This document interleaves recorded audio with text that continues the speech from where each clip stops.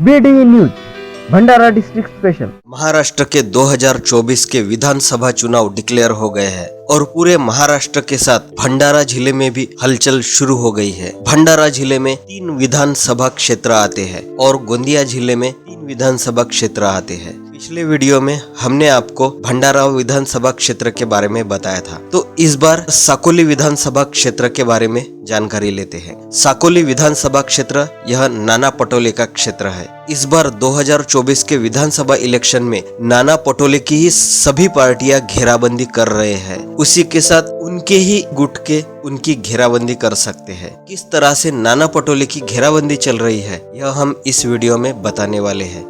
कौन से उम्मीदवार किस किस पार्टी से खड़े हो रहे हैं ये भी हम वीडियो में आगे बताने वाले हैं। तो इसके लिए आप BD न्यूज हिंदी इस चैनल को अभी सब्सक्राइब कीजिए और बेल आइकन का बटन जरूर दबाइए ताकि आगे के जो इलेक्शन पर वीडियो आने वाले हैं उसके नोटिफिकेशन आपको मिल सके। वीडियो को लाइक कीजिए और शेयर कीजिए।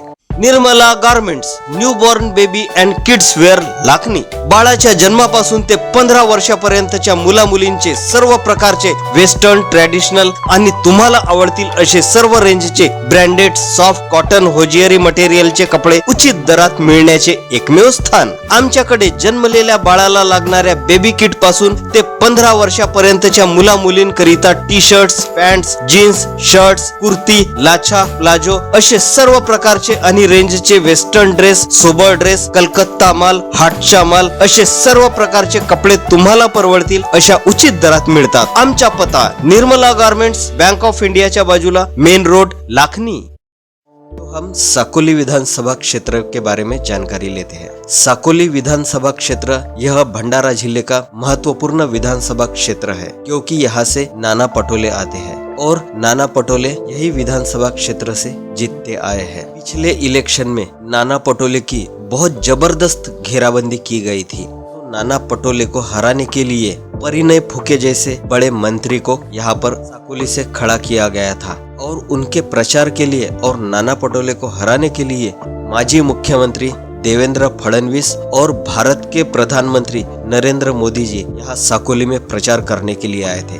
तो इस तरह से उनकी जबरदस्त घेराबंदी की गई थी और उसी के साथ डमी कैंडिडेट भी उतारे गए थे ताकि उनके वोट खा सके। और इस तरह से घेराबंदी करने के बाद भी नाना पटोले जी 6000 के ऊपर के वोट से चुन के आए थे। परिणय फुके और नाना पटोले के बीच जो वोटों की जीत की मार्जिन कम है, लेकिन नाना पटोले ने परिणय फुके को हराया, बहुत ही महत्वपूर्ण था। इस तरह से पिछले विधानसभा में बहुत ही कड़ा मुकाबला हुआ था, लेकिन इस बार वैसा कड़ा मुकाबला दिख नहीं रहा है। सिर्फ दिख नहीं रहा है, लेकिन अंदर से नाना पटोले की बहुत ही जबरदस्त घेराबंदी चल रही है। आगे देखते हैं इस बार 2024 के इलेक्शन में नाना पटोले की बीजेपी की तरफ से और दूसरी पार्टियों की तरफ से किस तरह से घेराबंदी चल रही है। शेयर मार्केट के एक्सपर्ट संजय खोबरागड़े सर भंडारा शहर में लाए हैं SK share market training academy. इस एकेडमी में आपको सिर्फ 999 रुपए में बेसिक से एडवांस तक पढ़ाया जाता है। उसमें आपको ऑफलाइन ऑनलाइन क्लासेस में पूरे स्ट्रक्चरल एनालिसिस जैसे technical analysis, fundamental analysis, future and options के बारे में जानकारी दी जाती है। हमारे कोर्सेस है fundamental certification course, technical certification course, future and option strategies. Course के साथ 4 बुक्स, 1 वॉच और 1 बैग मुफ्त मिलेगा। हमारा पता राजीव गांधी स्क्वायर, साई मंदिर रोड, नियर अमेजॉन ऑफिस, भंडारा।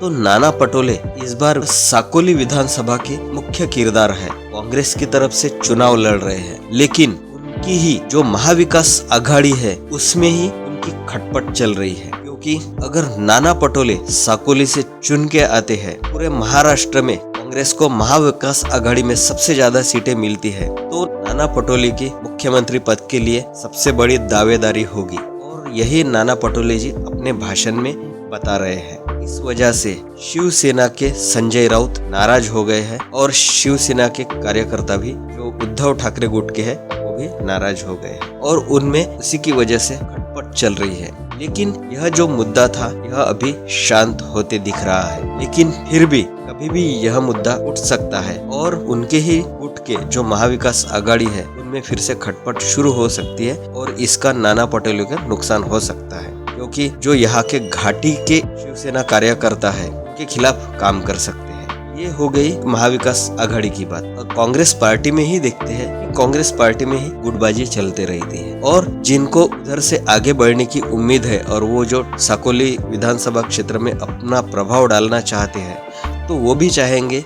कि नाना पटोले का प्रभाव कम हो, वो कम से कम वोटों से जीते, तभी उनका भी महत्व बढ़ेगा। तो वो भी उनको पीछे खींचने की कोशिश करेंगे। नाना पटोले भंडारा जिले के बहुत ही महत्वपूर्ण नेता है और वो अभी कांग्रेस के प्रदेशाध्यक्ष है, तो वो ये सभी संभाल लेंगे। लेकिन नाना पटोले के खिलाफ बीजेपी अपना कौन सा प्रत्याशी उतारते हैं उस पे भी नाना पटोले वोटों से जीत कर आते हैं या फिर उनको बहुत तगड़ी फाइट मिलेगी, यह बीजेपी के उम्मीदवार पर ही डिपेंड करता है। बीजेपी के संभावित उम्मीदवार कौन कौन है और उनकी क्या क्या ताकद है यह हम आपको बताते हैं। राजकीय समारंभ असो, सामाजिक समारंभ अथवा पारिवारिक समारंभ असो, यामध्ये सुंदर डेकोरेशन आणि रुचकर जेवणाशिवाय समारंभात रंगत येत नाही आणि याचे उत्तम कॉम्बिनेशन आहे सोनू कॅटरर्स आणि हॉटेल रुचकर भंडारा। आमच्याकडे wedding, birthday, anniversary, social events, political events, get together, meetings आणि इतर समारंभाचे डेकोरेशन आणि कॅटरिंगचे ऑर्डर घेतले जातात। सोनू कॅटरर्स, मंडप डेकोरेशन एंड पॉलिटिकल इव्हेंट्स, देशबंधुवाड, खाम तलाव चौक, भंडारा। तो सबसे पहले बीजेपी में जिनका नाम चल रहा है ये है सोमदत्त ब्रह्मानंद करंजेकर, जिनका साकोली में अच्छा खासा प्रभाव है और उनका साकोली के विधानसभा क्षेत्र में अच्छा खासा जनसंपर्क है। उनकी बात सुनी जाती है और उनकी वहां पर चलती भी है। तो सोमदत्त ब्रह्मानंद करंजेकर, इनका बीजेपी में सबसे आगे नाम चल रहा है और ऐसा कहा जा रहा है कि बीजेपी की तरफ से सोमदत्त करंजेकर इनको ही टिकट मिल सकती है, लेकिन ऐसा नहीं है, उनके भी कॉम्पिटिटर है। और यह कॉम्पिटिटर कौन कौन है? दूसरे संभावित उम्मीदवार है राजेश बालाजी काशीवार। राजेश बालाजी काशीवार को लोग पहले से जानते हैं क्योंकि यहाँ के वो माजी आमदार रहे हैं, इस वजह से उनका भी अच्छा खासा जनसंपर्क है और उनका भी साकोली विधानसभा क्षेत्र में अच्छा खासा प्रभाव है। वो भी नाना पटोले को अच्छी खासी फाइट दे सकते हैं। राजेश बाला काशीवार की भी मुख्य दावेदारी यहाँ बीजेपी के लिए है। दोनों के साथ तीसरा भी संभावित उम्मीदवार है प्रकाश बाळबुधे, का भी यहाँ पर साकोली विधानसभा क्षेत्र में अच्छा खासा प्रभाव है और उनका भी यहाँ जनसंपर्क अच्छा है। इस वजह से प्रकाश बाळबुधे का नाम इस लिस्ट में आ रहा है और उनके भी नाम की चर्चा बड़े जोरों से चल रही है। इस तरह से जो बीजेपी के संभावित उम्मीदवार है यहाँ अपने क्षेत्र में अच्छा खासा प्रभाव रखते हैं और ये तीनों नाना पटोले के खिलाफ चुनाव लड़ने के लिए एक पैर पर तैयार है। इसी के साथ यहाँ पर नितिन गडकरी यह भी अपनी पूरी ताकत लगाने के लिए तैयार है। देवेंद्र फडणवीस भी उनके खिलाफ ताल ठोक के खड़े हैं। तो इस तरह से नाना पटोले की बीजेपी की तरफ से घेराबंदी चल रही है, लेकिन उनके खिलाफ और एक तगड़े उम्मीदवार है जो कि वंचित बहुजन आघाड़ी के हैं, डॉक्टर अविनाश नान्ने। वो भी साकोली क्षेत्र के अच्छे खासे प्रभावशाली नेता है और उनका वहां पर अच्छा खासा प्रभाव है और वह वंचित बहुजन आघाड़ी के उम्मीदवार है। तो वो भी जो वोट काटेंगे तो वो नाना पटोले के ही काटेंगे। डॉक्टर अविनाश नान्ने अच्छे खासे वोट लेने की उम्मीद वंचित बहुजन आघाड़ी को है। इस तरह से नाना पटोले की चारों तरफ से घेराबंदी हो रही है। ऐसा लग रहा है कि नाना पटोले अभिमन्यु जैसे चक्रव्यूह में फंस गए हैं और वो किस तरह से इस चक्रव्यूह से निकलते हैं और चुनाव जीत के आते हैं, यह देखने वाली बात है। 28 अक्टूबर को फॉर्म भरने की आखिरी तारीख है और उसके बाद क्लियर हो जाएगा कौन कौन साकोली विधानसभा क्षेत्र से खड़े हो रहे हैं। की जानकारी हम हमारे चैनल बीडी न्यूज हिंदी भंडारा पर आपको देते रहेंगे। इसके लिए आप बीडी न्यूज हिंदी भंडारा इस चैनल को अभी सब्सक्राइब कीजिए और बेल आइकन का बटन जरूर दबाइए ताकि आपको जो आगे इलेक्शन पर आने वाले वीडियोज है उसके नोटिफिकेशन मिल सके। यह वीडियो पसंद आए तो वीडियो को लाइक कीजिए और ज़्यादा से ज़्यादा लोगों में शेयर कीजिए।